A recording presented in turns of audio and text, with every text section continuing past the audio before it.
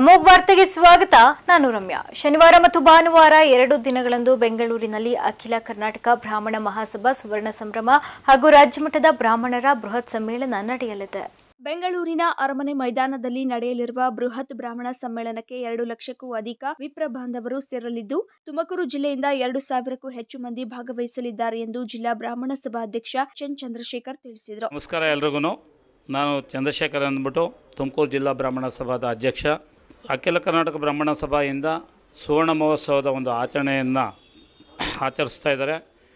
ಜನವರಿ 18 ಮತ್ತು 19ನೇ ತಾರೀಕು ಬೆಂಗಳೂರಿನ ತ್ರಿಪುರವಾಸಿನಿ ಅರಮನೆ ಮೈದಾನದಲ್ಲಿ ಗೇಟ್ ನಂಬರ್ 2ರಲ್ಲಿ ಈ ಕಾರ್ಯಕ್ರಮವನ್ನು ಆಯೋಜನೆ ಮಾಡಿದ್ದಾರೆ. ಅಖಿಲ ಕರ್ನಾಟಕ ಬ್ರಾಹ್ಮಣ ಸಭೆಯಿಂದ ದೊಡ್ಡ ಮಟ್ಟದಲ್ಲಿ ಎಲ್ಲ ಜಿಲ್ಲೆಗಳಿಂದ ಎಲ್ಲ ಜಿಲ್ಲೆಗಳಿಂದ ವಿಪ್ರ ಬಾಂಧವರನ್ನು ಸೇರಿಸಿ ಸುಮಾರು 1 ಲಕ್ಷ ಜನಗಳ ಮೇಲಕ್ಕೆ ಸೇರಿಸುವಂಥ ಒಂದು ಕಾರ್ಯಕ್ರಮವನ್ನು ದೊಡ್ಡದಾಗಿ ಯೋಜನೆ ಮಾಡಿದ್ದಾರೆ. ಅದಕ್ಕೆ ನಮ್ಮ ತುಮಕೂರು ಜಿಲ್ಲೆಯಿಂದಲೂ ಸಹ ಎಲ್ಲ ತಾಲೂಕುಗಳಿಂದಲೂ ಸಹಿತ ವಿಪ್ರ ಬಾಂಧವರು ಬರೋದಕ್ಕೆ ಒಂದು ತುಮಕೂರು ಜಿಲ್ಲೆಯಿಂದ ವ್ಯವಸ್ಥೆ ಮಾಡಿದ್ದೇವೆ. ಸುಮಾರು ನಮ್ಮ ಎಲ್ಲ ತಾಲೂಕುಗಳಿಂದ 1 ರಿಂದ 2 ಬಸ್ಸುಗಳ ಜನಗಳು ಹಾಗೂ ತುಮಕೂರು ನಗರದಿಂದ ಸುಮಾರು 10 ಬಸ್ಸುಗಳ ಜನರನ್ನು ನಾವು ಇದು ಮಾಡೋದಕ್ಕೆ ಪ್ರಯತ್ನ ಪಟ್ಟಿದ್ದೀವಿ. ನಮಗೆ ಮೊದಲನೇ ದಿವಸ ಒಂದು 5 ರಿಂದ 6 ಬಸ್ಸುಗಳಲ್ಲಿ ತುಮಕೂರು ನಗರ BH ರಸ್ತೆಯ ಶಂಕರ ಮಠದ ಸರ್ಕಲ್ನಿಂದ ಬ್ಯಾಂಗ್ಳೂರಿಗೆ ಕರ್ಕೊಂಡು ಹೋಗ್ತೀವಿ, ಪುನಃ ವಾಪಸ್ ಕರ್ಕೊಂಬರ್ತೀವಿ ರಾತ್ರಿಗೆ. ತುಮಕೂರು ನಗರದಿಂದ 2 ದಿನಗಳ ಕಾಲ 10 ಬಸ್ ವ್ಯವಸ್ಥೆ ಮಾಡಲಾಗಿದ್ದು, ಜಿಲ್ಲೆಯ ಎಲ್ಲಾ ತಾಲೂಕುಗಳಲ್ಲಿ ಬಸ್ ವ್ಯವಸ್ಥೆ ಮಾಡಲಾಗಿದೆ ಎಂದು ಹೇಳಿ ವಿಪ್ರ ಬಾಂಧವರು ಸಮಾವೇಶಕ್ಕೆ ಹೆಚ್ಚಿನ ಸಂಖ್ಯೆಯಲ್ಲಿ ಆಗಮಿಸಬೇಕೆಂದು ಮನವಿ ಮಾಡಿದ್ರು. ಮಾನ್ವಿ ಪಟ್ಟಣದ ಜಯ ಕರ್ನಾಟಕ ರಕ್ಷಣಾ ಸೇನೆ ತಾಲೂಕು ಘಟಕದ ವತಿಯಿಂದ ನಗರದಲ್ಲಿನ ಧೂಳಿನ ಸಮಸ್ಯೆ ಮತ್ತು ಮುಖ್ಯ ರಸ್ತೆಯ ಬೀದಿ ದೀಪಗಳನ್ನು ಸರಿಪಡಿಸುವಂತೆ ಪುರಸಭೆ ಕಾರ್ಯಾಲಯ ಮುಖ್ಯಾಧಿಕಾರಿಗಳಿಗೆ ಮನವಿ ಮಾಡಲಾಯಿತು. ತಾಲೂಕು ಅಧ್ಯಕ್ಷರಾದ ರಾಜ್ ವಿಜಯ್ ಕುಮಾರ್ ನಾಯಕ ಮಾತನಾಡಿ, ರಾತ್ರಿ ಹೊತ್ತು ಕತ್ತಲು ಇರುವುದರಿಂದ ಪಾದಚಾರಿಗಳಿಗೆ ಅಪಘಾತಗಳಾಗಿವೆ. ಅಕ್ಕಪಕ್ಕದಲ್ಲಿನ ನಿರ್ಜನ ಪ್ರದೇಶಗಳಲ್ಲಿ ಅನೈತಿಕ ಚಟುವಟಿಕೆ ನಡೆಯುತ್ತಿದೆ. ಮನೆ ಕಳ್ಳತನ, ಬೈಕ್ ಕಳ್ಳತನ ಜಾಸ್ತಿಯಾಗಿದೆ. ಪಟ್ಟಣದ ಪ್ರವಾಸಿ ಮಂದಿರದಿಂದ ಕೋನಾಪುರ ಪೇಟೆಯವರೆಗಿನ 2 ಬದಿಯ ವಿದ್ಯುತ್ ಕಂಬಗಳಿಗೆ ವಿದ್ಯುತ್ ದೀಪ ಅಳವಡಿಸಬೇಕು ಹಾಗೂ ಮಾನ್ವಿ ನಗರದಲ್ಲಿನ ಮುಖ್ಯ ರಸ್ತೆಗಳಲ್ಲಿ ಧೂಳಿನ ಸಮಸ್ಯೆನ ಬಗೆಹರಿಸಬೇಕು ಎಂದರು. ಜಯ ಕರ್ನಾಟಕ ರಕ್ಷಣಾ ಸೇನೆಯಿಂದ ಮನವಿಯನ್ನು ಮಾನ್ವಿ ನಗರದ ಅಥವಾ ಪಟ್ಟಣದ ಎಲ್ಲ ಮುಖ್ಯ ರಸ್ತೆಗಳಲ್ಲಿ ಏನಪ್ಪ ಅಂದ್ರೆ ಧೂಳು ತುಂಬಿದೆ. ಅದು ಅತಿ ಹೆಚ್ಚಾಗಿ ಏನಪ್ಪ ಅಂತಂದರೆ ಪ್ರವಾಸಿ ಮಂದಿರದಿಂದ ಜಡಬಸಪ್ಪಗುಡಿಯವರೆಗೆ ಧೂಳು ಏನಪ್ಪ ಅಂತಂದರೆ ಅದು ತುಂಬಿದ ಕಾರಣ ಏನಪ್ಪ ಅಂತಂದರೆ ಅಲ್ಲಿ ಎಡಬದಿಯಲ್ಲಿ ಏನಪ್ಪ ಎಲ್ಲ ಬಲಭಾಗಕ್ಕೆ ಬಹಳಷ್ಟು ಪ್ರಾಥಮಿಕ ಶಾಲೆಗಳಿದಾವೆ. ಚಿಕ್ಕ ಚಿಕ್ಕ ಮಕ್ಕಳು ಅಲ್ಲಿ ವಿದ್ಯಾಭ್ಯಾಸ ಮಾಡ್ತಾ ಇದ್ದಾರೆ ಮತ್ತು 2 ಬದಿಯ ಅಂಗಡಿಗಳಲ್ಲಿ ಏನಪ್ಪ ಅಂದರೆ ಧೂಳು ತುಂಬಿದೆ. ಅಲ್ಲೆಲ್ಲ ತಿಂಡಿ ತಿನಿಸುಗಳನ್ನು ಮಾಡ್ತಾ ಇರ್ತಾರೆ. ಅದು ಏನಪ್ಪ ಅಂದರೆ ಕಲುಷಿತ ಆಗ್ತದೆ ಮತ್ತು ರೋಗಿಗಳು ಬಂದು ಹೋಗೋರಿಗೆ ಉಸಿರಾಟದ ತೊಂದರೆ ಆಗ್ತದೆ, ಅಸ್ತಮ ಬರ್ತದೆ, ಮುಂತಾದ ರೋಗಗಳಿದೆ. ಈ ಸ್ವಚ್ಛತೆ ಕಾರ್ಯಕ್ರಮ ಏನಪ್ಪ ಅಂದರೆ ಇದು ಸ್ವಚ್ಛತೆ ಭಾರತ ದೇಶದಲ್ಲಿ ಸ್ವಚ್ಛತೆಗೆ ಆದ್ಯತೆ ಇದೆ, ಭಾಳಷ್ಟು ಇದೆ. ಅದು ಮುನ್ಸಿಪಾಲಿಗೆ ಅದಕ್ಕೇನಪ್ಪ ಅಂದರೆ ಸಾಕಷ್ಟು ದುಡ್ಡಿದೆ. ಆ ದುಡ್ಡನ್ನು ವಿನಿಯೋಗ ಮಾಡೋದು ಸದ್ಬಳಕೆ ಮಾಡೋದು ಅವ್ರ ಕೈಯಲ್ಲಿದೆ, ಮುನ್ಸಿಪಾಲ್ ಕಡೆಯಿಂದ. ಇದು ಭಾರತ ಸ್ವಚ್ಛತಾ ಅಭಿಯಾನ ಯೋಜನೆಯಡಿ ಈ ಒಂದು ಕಾರ್ಯಕ್ರಮನ ಭಾಳ ಯುದ್ಧೋಪಾದಿಯಲ್ಲಿ ಹಮ್ಮಿಕೊಳ್ಳಬೇಕಂತೇಳಿ ಈ ಮೂಲಕ ಒತ್ತಾಯ ಮಾಡ್ತೀವಿ. ಇನ್ನು ಇದೇ ಸಂದರ್ಭದಲ್ಲಿ ದೊಡ್ಡಪ್ಪ ಹುಗಾರ್, ಶಂಕರಯ್ಯ ಸ್ವಾಮಿ, ನಾಗರಾಜ ಶೆಟ್ಟಿ ಹಾಗೂ ಸಂಘದ ಎಲ್ಲ ಪದಾಧಿಕಾರಿಗಳು ಭಾಗಿಯಾಗಿದ್ದರು. ಮಾನ್ವಿ ಪಟ್ಟಣದ ಪ್ರಸಿದ್ಧ ಶ್ರೀ ರಾಮಲಿಂಗ ಚೌಡೇಶ್ವರಿ ಜಾತ್ರಾ ಮಹೋತ್ಸವ ಅದ್ದೂರಿಯಾಗಿ ಜರುಗಿತು. ಜಾತ್ರಾ ಮಹೋತ್ಸವದ ಹಿನ್ನೆಲೆ ದೇವರಿಗೆ ಮುಂಜಾನೆಯಿಂದಲೇ ವಿಶೇಷ ಪೂಜೆ ಜರುಗಿತು. ಭಕ್ತರು ದೇವಿಗೆ ಸಕ್ಕರೆ, ತೆಂಗಿನಕಾಯಿ, ಹಣ್ಣು, ಹಂಪಲು, ಹೂ ಇತ್ಯಾದಿಗಳನ್ನು ಅರ್ಪಿಸುವ ಮೂಲಕ ಹರಕೆಯನ್ನ ಈಡೇರಿಸಿದ್ರು. ಡೊಳ್ಳು, ಬಾಜಂತ್ರಿ, ವಾದ್ಯ ಮೇಳದೊಂದಿಗೆ ರಥೋತ್ಸವ ಅದ್ದೂರಿಯಾಗಿ ಜರುಗಿತು. ಜಗಮಗಿಸುವ ದೀಪಾಲಂಕಾರ ನೋಡುಗರ ಕಣ್ಮನ ಸೆಳೆಯಿತು. ಶಫೀಕ್ ಹುಸೇನ್, ಅಮೋಘ್ ಟಿವಿ, ಮಾನ್ವಿ.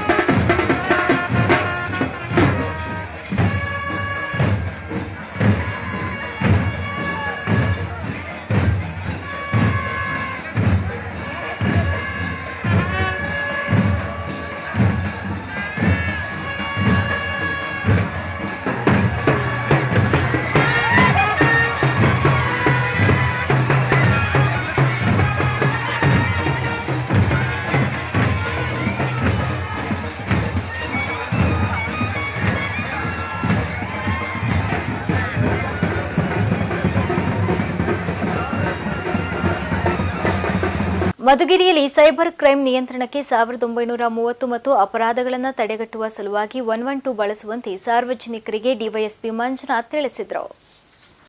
ಪಟ್ಟಣದ ಪೊಲೀಸ್ ಠಾಣಾ ಆವರಣದಲ್ಲಿ ಏರ್ಪಡಿಸಿದ್ದ ಜನಸಂಪರ್ಕ ಸಭೆಯ ಅಧ್ಯಕ್ಷತೆ ವಹಿಸಿ ಮಾತನಾಡಿದ ಡಿವೈಎಸ್ಪಿ ಮಂಜುನಾಥ್ ಜಿ, ನಾನು ಮಧುಗಿರಿಯಲ್ಲಿ ಡಿವೈಎಸ್ಪಿ ಆಗಿ ಕೆಲಸ ಮಾಡಲು ಅವಕಾಶ ದೊರೆತಿದೆ.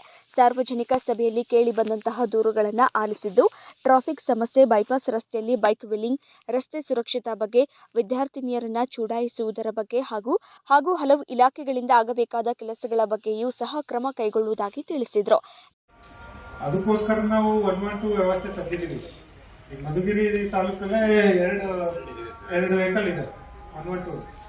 ಸೊ ಇದು ನಾವು ಎಫಿಷಿಯನ್ಸಿನ ನಿಮಗೆ ಎಷ್ಟು ಜಲ್ದಿ ರೀಚ್ ಆಗಬೇಕು, 112 ಒಬ್ರು ಫೋನ್ ಮಾಡಿದ ತಕ್ಷಣ ನಾವು ಎಷ್ಟು ಜಲ್ದಿ ನಿಮಗೆ ರೀಚ್ ಆಗಬೇಕು ಅನ್ನೋದ ನಾವು ಆ ಟಾರ್ಗೆಟ್ ಅಲ್ಲೇ ವರ್ಕ್ ಮಾಡ್ತೀವಿ. 8 ನಿಮಿಷದಲ್ಲಿ ಫೋನ್ ಮಾಡದಿರೋರ ಹತ್ರ ನಾವು ಇರಬೇಕು. ಅದು ವ್ಯವಸ್ಥೆ ಎಷ್ಟು ಅಕ್ಯುರೇಟ್ ಆಗಿದೆ ಅಂದ್ರೆ ಅದು ನಮ್ಮ ಮೇಲೆ ಹೆಡ್ ಆಫೀಸ್ ಇಂದಾನೆ ಲೊಕೇಟ್ ಆಗುತ್ತೆ. ಆಟೋಮೆಟಿಕಲ್ ಫೋನ್ ಮಾಡಿದ್ರೆ ಲೊಕೇಶನ್ ತಗೊಳ್ಳೋದು ಅದೆಲ್ಲ ಬಹಳ ಅಡ್ವಾನ್ಸ್ಡ್ ಆಗಿದೆ. ಸೊ ಎಲ್ಲರೂ ಕೂಡ ತಾವು ಕೂಡ ತಮ್ಮ ಫ್ಯಾಮಿಲಿಯಲ್ಲಿ ಹೆಣ್ಮಕ್ಳಿಗೆ ಎಲ್ರಿಗೂ ಹೇಳಿ 112 ನೀವು ಈ ಪೊಲೀಸ್ ಸ್ಟೇಷನ್ಗೆ ಬರ್ಬೇಕಂತ ಎಲ್ಲೇ ಇದ್ರು ಕೂಡ ಯಾರು ಅಟೆಂಡ್ ಮಾಡಲಿಲ್ಲ ಅಂದ್ರೂ ಕೂಡ ಮೇಲ್ ಅಧಿಕಾರಿಗಳ ತನಕ ಹೋಗೋಂಥ ವ್ಯವಸ್ಥೆ ಮಾಡಿದ್ದಾರೆ. ಸೊ ಅದನ್ನು ಉಪಯೋಗ ಮಾಡ್ಕೊಳ್ಳಿ. ಇನ್ನೊಂದು ಆಮೇಲೆ ಈ ಟೀಸಿಂಗು, ಪುಂಡ್ರದು, ಪೊಲೀದು ಅವೆಲ್ಲ ಹೇಳಿದ್ದಾರೆ. ಅದನ್ನು ಕೂಡ ನಾವು ಸಂಜೆ ಹೊತ್ತು ಯಾವ್ಯಾವ ಟೈಮಲ್ಲಿ ಎಲ್ಲೆಲ್ಲಿ ಸಿಬ್ಬಂದಿ ಆಗಬೇಕು ಅದ್ರ ಬಗ್ಗೆನೂ ನಾವು ಸ್ವಲ್ಪ ಯೋಚನೆ ಮಾಡಿ ಅದ್ರ ಬಗ್ಗೆ ಕೂಡ ವ್ಯವಸ್ಥೆ ಮಾಡ್ಕೊಡ್ತೀವಿ. ಇನ್ನೊಂದು ಇತ್ತೀಚಿನ ದಿನದಲ್ಲಿ ತಮಗೆಲ್ಲರಿಗೂ ಗೊತ್ತಿರ್ಬೋದು, ಸೈಬರ್ ಕ್ರೈಮ್ಸ್ ಅಪರಾಧ ಜಾಸ್ತಿ ಆಗ್ತಾ ಇದ್ದಾವೆ. ಆಮೇಲೆ ಹಳ್ಳಿಗಳ ಕಡೆ ನಮ್ಮ ಮಧುಗಿರಿ ತಾಲೂಕಲ್ಲಿ ಸ್ವಲ್ಪ ಹಳ್ಳಿ ಭಾಗನೂ ಜಾಸ್ತಿ ಬರುತ್ತೆ ನಾನು ಕಂಡಂಗೆ. ಸೊ ಹಂಗಾಗಿ ತಾವೆಲ್ಲರೂ ಹೇಳಿ ಈಗ ಹೆಂಗೆ 112 ಅನ್ನೋದು ಈಗ ಜನಸಾಮಾನ್ಯರ ಬಾಯಲ್ಲಿದೆ, ಅದೇ ಲಾಸ್ಟ್ ಒಂದು 2-3 ವರ್ಷದಿಂದ ಅಷ್ಟು ಇದ್ದಿದ್ದಿಲ್ಲ. ಈಗ ಯಾವ ಥರ ಇದೇ ಥರ ಬಂದಿದ್ದು 1930 ಅಂತೇಳಿ ನಂಬರ್ ಇದೆ. ನಮ್ಗೆಲ್ರಿಗೂ ಮಾಹಿತಿ ಇರ್ಬೋದು, ಇಲ್ಲದೆ ಇದ್ರು ಕೂಡ ತಾವೆಲ್ಲರಿಗೂ ಹೇಳಿ 1930 ಅಂತ ನಂಬರ್ ಇದೆ.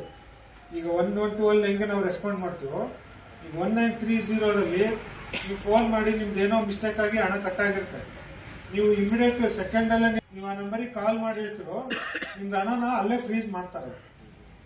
ಫ್ರೀಸ್ ಮಾಡಿದ್ಮೇಲೆ ನೆಕ್ಸ್ಟ್ FIR ಅದನ್ನ ವಾಪಸ್ ತರಿಸೋದು ಅವೆಲ್ಲ ಅದು ನ್ಯಾಷನಲ್ ಲೆವೆಲಲ್ಲಿ ಆಗ್ತದೆ, ನಮ್ಮ ಸ್ಟೇಟ್ ಅಲ್ಲ ಇಂಡಿಯಾ ಲೆವೆಲಲ್ಲಿ ನಡೆಯುವಂಥದ್ದು. ಇದ್ರ ಬಗ್ಗೆ ಈಗಿನ ವರ್ತಮಾನದಲ್ಲಿ ಇದೊಂದು ಬಹುಮುಖ್ಯವಾದ ಮಾಹಿತಿ. ಇದ್ರ ಬಗ್ಗೆ ಸ್ವಲ್ಪ ಗಮನ ಇರಲಿ. ಆಮೇಲೆ ತಾವು ಹೇಳಿದಂಗೆ ಟ್ರಾಫಿಕ್ ಒಂದು ನಾವು ನೋಡ್ತೀವಿ, ಮತ್ತೆ ಹೆಣ್ಮಕ್ಳ ವಿಚಾರದಲ್ಲೂ ಕೂಡ ನಾವು ಅವೇರ್ನೆಸ್ ಮೂಡಿಸಿದ್ವಿ. ನಮ್ಮ ಕಡೆಯಿಂದ ಏನೇನು ವ್ಯವಸ್ಥೆ ಇದೆ, ಸಿಸ್ಟಮ್ ಇದೆ ಪೊಲೀಸಿಂದು, ಮತ್ತೆ ಯಾರ್ಯಾರಿಗೆ ಏನೇ. ಇನ್ನು ಮುಖಂಡ SBT ರಾಮು ಮಾತನಾಡಿ, ಇತ್ತೀಚೆಗೆ ನಡೆದ ಸರಗಳ್ಳತನದ ಬಗ್ಗೆ ಪೊಲೀಸರು ತೆಗೆದುಕೊಂಡ ಕ್ರಮದಿಂದಾಗಿ ವೃದ್ಧೆಗೆ ಬಂಗಾರದ ಸರ ವಾಪಸ್ ಆಗಿರುವುದು ಮೆಚ್ಚುಗೆ ವ್ಯಕ್ತಪಡಿಸಿದ್ರು. ನಾವು ಹೇಳಕ್ಕೆ ಇಚ್ಛೆ ಪಡ್ತೀವಿ, ಯಾಕೆಂದ್ರೆ ಮೊನ್ನೆ ಒಂದು ಚೈನ್ ಇದಾಯ್ತು. ಆ ಚೈನ್ ಸ್ಕ್ರಾಚಿಂಗ್ ಆದಾಗ ಆ ಸ್ಥಳದಲ್ಲಿ 5 ನಿಮಿಷಕ್ಕೆ ನಾನೇ ಹೋದೆ. ಆ ಹೋದಂತ ಸಂದರ್ಭದಲ್ಲಿ 5 ನಿಮಿಷ ಬಿಟ್ಟಿದ್ರೆ ಆ ಅಮ್ಮ ಒಂದು ಸಾವಿಗೆ ಈಡಾಗುವಂತ ಪರಿಸ್ಥಿತಿ ಇತ್ತು.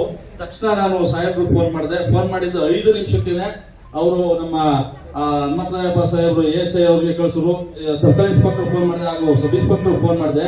ಇಮಿಡಿಯೇಟ್ ಆಗಿ ಅವರು ಬಂದ್ರು. ಅದಾದ್ಮೇಲೆ ನಮ್ಮ ಮುತ್ತರಾಜು ಸಾಹೇಬ್ರು ಅವರು ರಾತ್ರಿ ಎಲ್ಲ ಬಂದು ಅಲ್ಲೆಲ್ಲ ವಿಚಾರ ಮಾಡಿ ತದನಂತರ ಆದಷ್ಟು ಬೇಗ ಆ ವ್ಯಕ್ತಿನ ಅವರು ಹಿಡಿತಾರೆ. ಇದಕ್ಕೆ ನಾವು ನಮ್ಮ ಸೇರಿರೋ ಎಲ್ಲಾ ಪರವಾಗಿ ಪೊಲೀಸ್ ಇಲಾಖೆಗೆ ಒಂದು ಧನ್ಯವಾದಗಳನ್ನ ಬಯಸ್ತಾ ಇದ್ದೇನೆ. ಇನ್ನು ಈ ಸಭೆಯಲ್ಲಿ CPI ಹನುಮಂತರಾಯಪ್ಪ, PSIಗಳಾದ ವಿಜಯ್ ಕುಮಾರ್, ಮುತ್ತುರಾಜ್ ಹಾಗೂ ಪೊಲೀಸ್ ಸಿಬ್ಬಂದಿಗಳು ಹಾಜರಿದ್ದರು. ಪಣೀಂದ್ರ, ಅಮೋಕ್ ಟಿವಿ, ಮಧುಗಿರಿ. ಕೋಲಾರದ ಮಾಜಿ ಸ್ಪೀಕರ್ ರಮೇಶ್ ಕುಮಾರ್ ಜಮೀನಿನ ಜಂಟಿ ಸರ್ವೆ ಕಾರ್ಯ ಮುಕ್ತಾಯವಾಗಿದ್ದು, ಜಿಲ್ಲಾಧಿಕಾರಿ ಡಾಕ್ಟರ್ MR ರವಿ ಪ್ರತಿಕ್ರಿಯೆ ನೀಡಿದ್ದಾರೆ. ಮಾಜಿ ಸ್ಪೀಕರ್ ರಮೇಶ್ ಕುಮಾರ್ ಅರಣ್ಯ ಜಮೀನು ಒತ್ತುವರಿ ಮಾಡಿದ್ದಾರೆ ಎಂಬ ಆರೋಪದ ಹಿನ್ನೆಲೆ ಕೋಲಾರ ಜಿಲ್ಲೆಯ ಶ್ರೀನಿವಾಸಪುರ ತಾಲೂಕಿನ ಜಿನಗಲಕುಂಟೆ ಸರ್ವೆ ನಂಬರ್ 1 ಮತ್ತು 2ರಲ್ಲಿ ಕಂದಾಯ ಮತ್ತು ಅರಣ್ಯ ಇಲಾಖೆ ಜಂಟಿ ಸರ್ವೆ ನಡೆಸಿ ಸರ್ವೆ ಕಾರ್ಯ ಮುಕ್ತಾಯವಾಗಿಸಿದ್ದು, ಗಡಿ ಗುರುತು ಮಾಡಿ ಕಂದಾಯ ಮತ್ತು ಅರಣ್ಯ ಇಲಾಖೆ ಅಧಿಕಾರಿಗಳು ಕೆಂಪು ಬಾವುಟ ನೆಟ್ಟಿದ್ದಾರೆ. ಸರ್ವೆ ನಂತರ ಭೂ ದಾಖಲೆಗಳ ಇಲಾಖೆ ಅಧಿಕಾರಿಗಳು ನಕ್ಷೆ ಸಿದ್ಧಪಡಿಸಲಿದ್ದು, ಹೈಕೋರ್ಟ್ಗೆ ಮಾಹಿತಿ ನೀಡುತ್ತೇವೆ ಅಂತ ಜಿಲ್ಲಾಧಿಕಾರಿ ಡಾಕ್ಟರ್ MR ರವಿ ಪ್ರತಿಕ್ರಿಯಿಸಿದರು.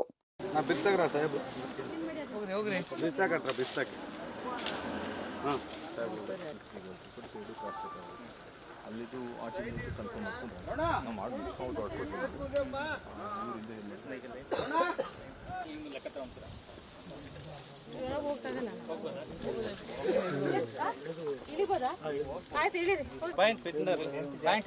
ಇಟ್ಟಿದ್ದಾರಾ?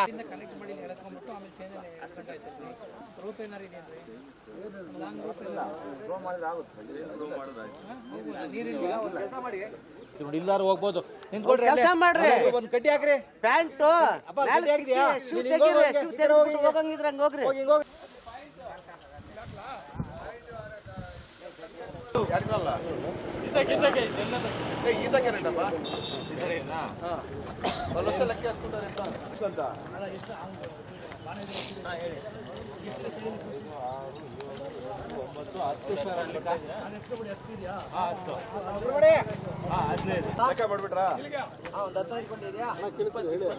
ಇಲ್ಲಿಂದ ಬನ್ನಿ, ರನ್ ಮಾಡಿ. ಬನ್ನಿ ಈ ಕಡೆ ಬನ್ನಿ.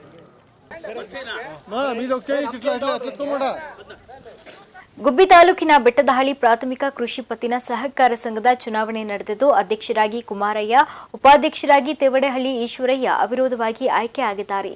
ಸಂಘದ ನಿರ್ದೇಶಕ ಬಿಎಂ ನಂಜುಂಡಯ್ಯ ಮಾತನಾಡಿ, ಸಹಕಾರ ಸಚಿವ ಕೆಎನ್ ರಾಜಣ್ಣ ಅವರು ಸರ್ಕಾರಿ ಕ್ಷೇತ್ರದ ಅಭಿವೃದ್ಧಿಗೆ ಹೆಚ್ಚಿನ ಕೆಲಸ ಮಾಡುತ್ತಿದ್ದು, ಅವರ ಮಾರ್ಗದರ್ಶನದಲ್ಲಿ ಹೆಚ್ಚು ಅನುದಾನ ತಂದು ಸಂಘದ ಅಭಿವೃದ್ಧಿಗೆ ಶ್ರಮಿಸುತ್ತೇನೆ. ಸಹಕಾರ ಸಂಘದ ಅಭಿವೃದ್ಧಿಗೆ ನಮ್ಮ ಎಲ್ಲಾ ಸದಸ್ಯರು ಸಹಕರಿಸಬೇಕು. ಸರ್ಕಾರದಿಂದ ಬರುವ ಅನುದಾನವನ್ನ ಪ್ರತಿಯೊಬ್ಬ ರೈತರಿಗೂ ಕೂಡ ತಲುಪಿಸುತ್ತೇವೆ ಅಂತ ಭರವಸೆ ನೀಡಿದರು. ಸಂಘದ ಸದಸ್ಯರುಗಳು ಅವಿರೋಧವಾಗಿ ಆಯ್ಕೆಯಾಗಿರೋದು ಸಂತೋಷದ ವಿಚಾರ. ಎರಡನೇದು ಅಧ್ಯಕ್ಷರು ಹಾಗೂ ಉಪಾಧ್ಯಕ್ಷರು ಎರಡೂ ಕೂಡ ಯಾವುದೇ ಗೊಂದಲಗಳಿಲ್ಲದೆ ಅವಿರೋಧವಾಗಿ ಆಯ್ಕೆಯಾಗಿರ್ತಾರೆ. ನಮ್ಮ ಸಹಕಾರ ಸಂಘ ಉತ್ತಮವಾಗಿ ಕೆಲಸ ಮಾಡ್ತಾ ಇದ್ದೀವಿ. ಮೂರನೇದಾಗಿ ನಮ್ಮ ಸಹಕಾರ ಸಂಘದಲ್ಲಿ ಯಾವುದೇ ಗೊಂದಲವಿಲ್ಲದೆ ರೈತರಿಗೆ ಒಳ್ಳೆಯ ಉತ್ತಮವಾದ ಸದಾವಕಾಶಗಳನ್ನು ಕಲ್ಪಿಸಿಕೊಡ್ತಿದ್ದೀವಿ.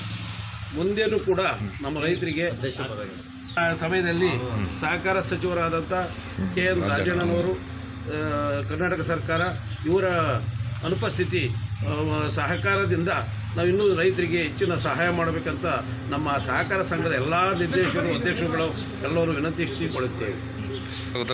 ರೈತರಿಗೆ ಸರ್ಕಾರದಿಂದ ಏನು ಸಾಲ ಸೌಲಭ್ಯಗಳು ಸುಲಭ ಕಂತಿನ ದೊರೆಯುತ್ತವೋ ಅವೆಲ್ಲವನ್ನು ಸರಳವಾಗಿ, ಸುಲಭವಾಗಿ, ಸೌಜನ್ಯದಿಂದ ಕಲ್ಪಿಸುತ್ತೆ. ನಿರ್ದೇಶಕ ಅಪ್ಪಣ್ಣಹಳ್ಳಿ ಈಶ್ವರಯ್ಯ ಮಾತನಾಡಿ, ಪ್ರತಿಯೊಬ್ಬ ರೈತರಿಗೂ ನಮ್ಮ ಸಹಕಾರ ಸಂಘದಿಂದ ಸಾಲ ಸೌಲಭ್ಯವನ್ನ ಕೊಡಿಸಿ ಸಕಾಲಕ್ಕೆ ಮರುಪಾವತಿ ಮಾಡುತ್ತೇವೆ. ಸರ್ಕಾರದ ಯೋಜನೆಗಳನ್ನು ಅರ್ಹ ಫಲಾನುಭವಿಗಳಿಗೆ ನೀಡಲು ಪ್ರಾಮಾಣಿಕವಾಗಿ ಕೆಲಸ ಮಾಡುತ್ತೇನೆ. ಇನ್ನು ಮುಂದೆ ರೈತರಿಗೆ ಎಂಆರ್ಪಿ ದರದಲ್ಲಿ ಗೊಬ್ಬರವನ್ನ ವಿತರಿಸುತ್ತೇನೆ ಅಂತ ಹೇಳಿದರು. ಚುನಾವಣೆ ಇತ್ತು. ಈ ಚುನಾವಣೆಯಲ್ಲಿ ನಮ್ಮಲ್ಲಿ ಅನಾನಿಮಸ್ ಆಗಿ ಒಬ್ಬ ST ಜನಾಂಗದ ಅಧ್ಯಕ್ಷರನ್ನಾಗಿ ಕುಮಾರಯ್ಯನ ಮಾಡಲಾಗಿದೆ. ಅದೇ ಉಪಾಧ್ಯಕ್ಷರಾಗಿ ನಮ್ಮ ಕಿಶಣ್ಣನ ಮಾಡಲಾಗಿದೆ. ಅದರಿಂದ ಎಲ್ಲ ಸಾಮೂಹಿಕವಾಗಿ ಅಧಿಕಾರಿಗಳು ಎಲ್ಲ ತೀರ್ಮಾನ ತಗೊಂಡು ನಾವೆಲ್ಲ ಸಾಮೂಹಿಕವಾಗಿ ಚುನಾವಣೆಯಲ್ಲಿ ಅವ್ರನ್ನ ಅನಾನಿಮಸ್ ಮಾಡಿದ್ದೀವಿ. ಏನು ಅಭಿವೃದ್ಧಿ ಮಾಡಬೇಕು ಅಂತ ಹೇಳಿದ್ರೆ ಈ ಸಲ ಅಧ್ಯಕ್ಷರೆಲ್ಲ ಮಾಡಿದ್ದೀರಾ? ಏನೆಲ್ಲ ಅಭಿವೃದ್ಧಿ ರೈತರಿಗೆ ಏನು ಅನುಕೂಲ ಮಾಡಬೇಕು ಅಂತ ಹೇಳಿದ್ರೆ? ಏನೋ ನಮ್ಮ ಸಹಕಾರ ಸಂಘದಲ್ಲಿ ಯಾವ ಅವಕಾಶ ಇದೆಯೋ ಎಲ್ಲ ಅವಕಾಶನೂ ರೈತರಿಗೆ ನಾವು ಅವಶ್ಯಕತೆ ಮಾಡಿಕೊಡ್ತೀವಿ ಅಂತ. ಇನ್ನು ಕಾರ್ಯಕ್ರಮದಲ್ಲಿ ಪಟಾಕಿ ಸಿಡಿಸಿ ಸಿಹಿ ಹಂಚಿ ವಿಜಯೋತ್ಸವ ಆಚರಿಸಿದರು. ಸಂಘದ ಅಧ್ಯಕ್ಷ ಕುಮಾರಯ್ಯ, ಉಪಾಧ್ಯಕ್ಷ ಈಶ್ವರಯ್ಯ, ಸಂಘದ ಕಾರ್ಯದರ್ಶಿ ಶಿವಪ್ಪ ಹಾಗೂ ಸಿಬ್ಬಂದಿಗಳು ಹಾಜರಿದ್ದರು. ಗುಬ್ಬಿ ತಾಲೂಕಿನ ಚೇಳೂರು ಪ್ರಾಥಮಿಕ ಕೃಷಿ ಪತ್ತಿನ ಸಹಕಾರ ಸಂಘದ ಚುನಾವಣೆ ಬಲು ಜಿದ್ದಿನಿಂದ ನೆರವೇರಿದ್ದು ಅಧಿಕಾರ ಬಿಜೆಪಿ ತೆಕ್ಕೆಗೆ ಸೇರಿದೆ. 8 ಜನ ನಿರ್ದೇಶಕರ ಸ್ಥಾನಕ್ಕೆ ಒಟ್ಟು 16 ಜನ ಅಭ್ಯರ್ಥಿಗಳು ಕಣದಲ್ಲಿದ್ದು, ಬಿಜೆಪಿ ಮುಖಂಡ ಹಾಗೂ ಮಾಜಿ ವಿಎಸ್ಎಸ್ಎನ್ ಅಧ್ಯಕ್ಷ ಸಿಎಂ ಹಿತೇಶ್ ತಂಡ 191 ಮತಗಳನ್ನು ಪಡೆದು ಭರ್ಜರಿ ಜಯಗಳಿಸಿದ್ದಾರೆ. ನೂತನ ನಿರ್ದೇಶಕ ಸಿಎಂ ಹಿತೇಶ್ ಮಾತನಾಡಿ, ನಮ್ಮ ಎಲ್ಲ ಕಾರ್ಯಕರ್ತರು ಮತ್ತು ಸದಸ್ಯರ ಸಹಕಾರದಿಂದ ಗೆಲುವು ಸಾಧಿಸಿದ್ದು, ಸರ್ಕಾರದಿಂದ ಬರುವ ಎಲ್ಲ ಸೌಲಭ್ಯಗಳನ್ನು ರೈತರಿಗೆ ಪ್ರಾಮಾಣಿಕವಾಗಿ ನೀಡುತ್ತೇವೆ. ಸಹಕಾರ ಸಂಘದಿಂದ ರೈತರಿಗೆ ಸಾಲ ಸೌಲಭ್ಯವನ್ನು ಕೊಡಿಸಿ ಸಕಾಲಕ್ಕೆ ಮರುಪಾವತಿ ಮಾಡಿಸಿ ಪ್ರತಿಯೊಬ್ಬ ರೈತರಿಗೂ ಕೂಡ ಸರ್ಕಾರದ ಯೋಜನೆಗಳನ್ನು ತಲುಪಿಸುವ ಪ್ರಾಮಾಣಿಕವಾಗಿ ಕೆಲಸ ಮಾಡುತ್ತೇನೆ. ಜೊತೆಗೆ ಸಹಕಾರ ಸಂಘದ ಅಭಿವೃದ್ಧಿಗೆ ನಮ್ಮ ಎಲ್ಲ ಸದಸ್ಯರ ಸಹಕಾರದೊಂದಿಗೆ ಉತ್ತಮ ಕೆಲಸ ಕಾರ್ಯಗಳನ್ನು ಮಾಡುತ್ತೇವೆ ಅಂತ ತಿಳಿಸಿದರು.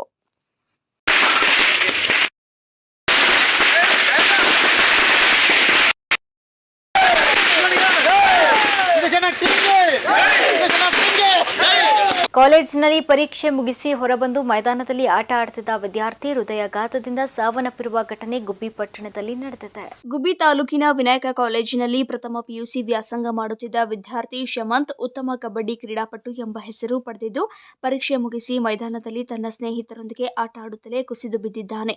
ತಕ್ಷಣವೇ ಆತನನ್ನ ಸ್ನೇಹಿತರು ಹಾಗೂ ಕಾಲೇಜಿನ ಪ್ರಿನ್ಸಿಪಲ್ ಸೇರಿ ಆಸ್ಪತ್ರೆಗೆ ಕರೆದೊಯ್ದಿದ್ದಾರೆ. ಇನ್ನು ಪಲ್ಸ್ ರೇಟ್ ಕಡಿಮೆ ಆಗಿದ್ದರಿಂದ ತಕ್ಷಣವೇ ಗುಬ್ಬಿ ಸರ್ಕಾರಿ ಆಸ್ಪತ್ರೆಗೆ ಕರೆದುಕೊಂಡು ಹೋಗಲು ವೈದ್ಯರು ತಿಳಿಸಿದ್ದಾರೆ. ಆಂಬ್ಯುಲೆನ್ಸ್ನಲ್ಲಿ ಗುಬ್ಬಿ ಚಾಲುಕ್ಯ ಆಸ್ಪತ್ರೆಗೆ ಕರೆತಂದಿದ್ದು, ವಿದ್ಯಾರ್ಥಿ ಮೃತಪಟ್ಟಿರುವ ಬಗ್ಗೆ ವೈದ್ಯರು ತಿಳಿಸಿದ್ದು, ಮೃತದೇಹವನ್ನು ಗುಬ್ಬಿ ಶವಾಗಾರದಲ್ಲಿ ಇರಿಸಲಾಗಿದೆ.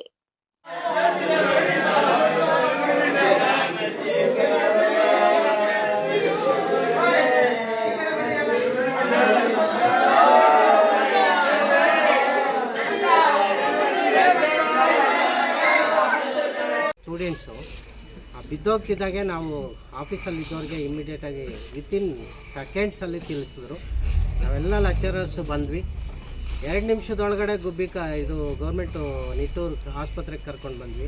ಅಲ್ಲೂ 1 ನಿಮಿಷ ತಡ ಮಾಡ್ದೇ ಅಲ್ಲಿದ್ದ ವೈದ್ಯರ ತಂಡ ಪಲ್ಸ್ ಬಿದ್ದೋಗ್ತಾ ಇದೆ, ಬೇಗ ಕರ್ಕೊಂಡು ಹೋಗಿ ಅಂತಂದ್ರು. ನಾವು ಉಳಿಸೋದಕ್ಕೆ ಭಾಳ ಪ್ರಯತ್ನ ಮಾಡಿದ್ವಿ. ಉಳಿಸಿದ್ರೆ ನಾವು ತುಂಬ ಸಂತೋಷ ಪಡ್ತಾ ಇದ್ವಿ. ಆದರೂ ಆಸ್ಪತ್ರೆ ಒಳಗಡೆ ಎಂಟ್ರಿ ಆಗೋದಕ್ಕೆ ಮುಂಚೆನೇ ಪ್ರಾಣ ವಿದ್ಯಾರ್ಥಿ. ಒಬಿಡಿಯನ್ಸಿ ಇತ್ತು, ಚೆನ್ನಾಗಿ ಓದ್ತಿದ್ದ, ಬರೀತಿದ್ದ, ಮತ್ತು ಕಬಡ್ಡಿ ಪ್ಲೇಯರು. ನಮಗೆ ತುಂಬ ಕಾಲೇಜ್ಗೆ ಬೇಕಾಗಿರ್ತಕ್ಕಂಥ ವಿದ್ಯಾರ್ಥಿನ ಕಳ್ಕೊಂಡಿರೋ ದುಃಖದಲ್ಲಿ ಇಡೀ ನಮ್ಮ ಉಪನ್ಯಾಸಕ ಬಂಧುಗಳು, ಸಿಬ್ಬಂದಿ ವರ್ಗದವರು, ನಮ್ಮ ಎಲ್ಲ ಸ್ಟೂಡೆಂಟ್ಸು ಭಾಳ ದುಃಖದಾಯಕವಾಗಿದ್ದಾರೆ. ಆಡ್ಕೊಂಡು ಚೆನ್ನಾಗೇ ಇದ್ದಣ್ಣ. ಎಕ್ಸಾಮ್ ಬರ್ದು ಆಚೆ ಬಂದು ಹಿಂಗೆ ಓಡಾಡ್ತಿದ್ದವನು ಹಂಗೆ ಬಿದ್ದೋದ. ಎತ್ತಿವು ಪ್ರಯತ್ನ ಪಟ್ಟು ರಜೆ ಎಲ್ಲ ಹಮ್ಕಿವು ಬಿಡಿಸ್ಕೊಂಡು ಹಂಗೆ ಆಡ್ತಿದ್ದ. ನಾಲ್ಗೆಲ್ಲ ಕಚ್ಕೊತಿದ್ದ. ಆದ್ರೂ ಎಲ್ಲ ಅದ್ಮಿ ಸರಿ ಮಾಡಿದ್ರು, ಆಗಲಿಲ್ಲ ಅಣ್ಣ. ಅಲ್ಲಿಂದ ಹಾಸ್ಪಿಟ್ಲಿಗೆ ತಂದು ಇಟ್ಟು ಗೌರ್ಮೆಂಟ್ ಹಾಸ್ಪಿಟ್ಲಿಗೆ, ಅಲ್ಲೂ ಆಗಲ್ಲ. ಅದಕ್ಕೆ ಗುಬ್ಬಿಲಿ ತಗೊಂಬಂದು ಗುಬ್ಬಿಲಿ ಇಲ್ಲ ಅಂದ್ಬಿಟ್ರಣ್ಣ. ಅಣ್ಣ ನಮ್ಮ ಫ್ರೆಂಡ್ ಅಣ್ಣ, ಅವನು ಹೈಸ್ಕೂಲಿಂದ ಜೊತೆಗೆ ಇದ್ದು ನಾವು ಹಿಂಗೆ ಬಿಟ್ಟೋಗ್ಬಿಟ್ರೆ ನಾವೇನಣ್ಣ ಮಾಡೋದು? ನಾವು ಹೆಂಗಿದ್ದ ಗೊತ್ತಣ್ಣ, 6ನೇ ಕ್ಲಾಸಿಂದ ಜೊತೆಲಿದ್ದಾರೆ ಸರ್ ನಾವು. ಎಂತ ಒಳ್ಳೆ ಮನುಷ್ಯ ಗೊತ್ತಾ ಸರ್ ಅವನು. ಸರ್ ನಿಜ ಬಿಟ್ಟು ಜೊತೆಲಿದ್ದಾರೆ ಬಿಟ್ಟು ಸರ್ ಅವ್ನು ಹೋಗಿಲ್ಲ ಸರ್. ನಿಜ ಅವನೇ ಅವರು ಸರ್. ಅವ್ನು ಇಲ್ಲೇ ಅವನೇ, ಅವ್ನು ಸತ್ತಿಲ್ಲ. ರಸ್ತೆಯಲ್ಲಿ ಒಣಗಲು ಹಾಕಿದ್ದ ಹುರುಳಿ ಹುಲ್ಲು ಕಾರಿನ ಟೈರ್ಗೆ ಸುತ್ತಕೊಂಡು ಬೆಂಕಿ ಸ್ಪರ್ಶಿಸಿದ್ದು, ಕಾರು ಸಂಪೂರ್ಣ ಸುಟ್ಟು ಕರಕಲಾಗಿರುವ ಘಟನೆ ಕರ್ನಾಟಕ ಗಡಿ ತಮಿಳುನಾಡಿನ ಮೆಟ್ಲವಾಡಿ ಬಳಿ ನಡೆದಿದೆ. ಗುಂಡ್ಲುಪೇಟೆ ತಾಲೂಕಿನ ತೇರಕನಾಂಬಿಗೆ ಸಂಕ್ರಾಂತಿಗೆಂದು ಬಂದಿದ್ದ ಕುಟುಂಬ ಹಬ್ಬ ಮುಗಿಸಿ ವಾಪಸ್ ತಮಿಳುನಾಡಿಗೆ ತೆರಳುವ ಸಂದರ್ಭದಲ್ಲಿ ರಸ್ತೆಯಲ್ಲಿ ಹುರುಳಿ ಒಕ್ಕಣೆ ಮಾಡುತ್ತಿದ್ದರಿಂದ ಹುರುಳಿ ಹುಲ್ಲು ಕಾರಿನ ಟೈರ್ಗೆ ಸುತ್ತಿಕೊಂಡು ಬೆಂಕಿ ಸ್ಪರ್ಶಿಸಿದ್ದು ಹೊಗೆ ಕಾಣಿಸಿಕೊಂಡಿದೆ. ತಕ್ಷಣವೇ ಕಾರಿನಿಂದಿಳಿದು 7 ಮಂದಿ ಅಪಾಯದಿಂದ ಪಾರಾಗಿದ್ದಾರೆ. ನೋಡುತ್ತಿದ್ದಂತೆ ಕಾರು ಸುಟ್ಟು ಕರಕಲಾಗಿದೆ.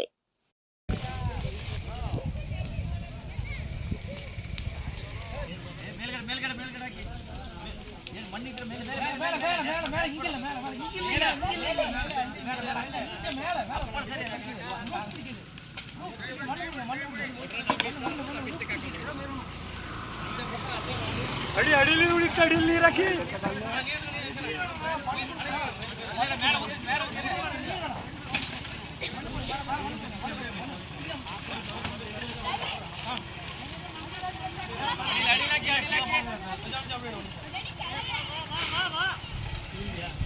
ಅದೆಷ್ಟೇ ಇವರೆಗಿನ ಸುದ್ದಿಗಳು. ಮತ್ತಷ್ಟು ಸುದ್ದಿಗಾಗಿ ನೋಡ್ತಾ ಇರಿ ಅಮೋಕ್ ಟಿವಿ, ಎಂದೆಂದಿಗೂ ನಿಮ್ಮೊಂದಿಗೆ.